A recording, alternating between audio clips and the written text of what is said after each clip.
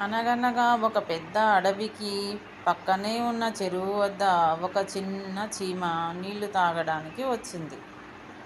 నీటి అంచుకు దగ్గరికి వచ్చిన చీమ జారి పడిపోయింది నీళ్ళల్లో. చిన్నదైన చీమ నీటిలో తేలాడుతూ కాస్త లోపలికి మునిగిపోతూ ప్రాణం కోసం పోరాడుతోంది. ఆ సమయంలో చెరువు పక్కనే ఉన్న చెట్టుపై ఒక పావురం కూర్చొని ఉంది. చీమ బిక్కుమంటూ పోరాడుతున్నది దాన్ని చూసి పావురానికి దాని మీద దయ వచ్చింది.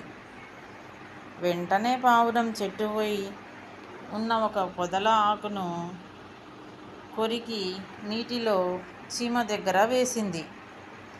ఆ ఆకు మీద ఎక్కిన చీమ సురక్షితంగా ఒడ్డుకు వచ్చేసింది.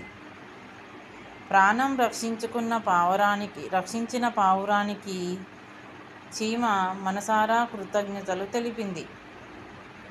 కొన్ని రోజుల తర్వాత అదే చెరువు దగ్గర ఒక వేటగాడు వచ్చి చెట్టు మీద కూర్చున్న పావురాన్ని చూసి బాణం వేశాడు.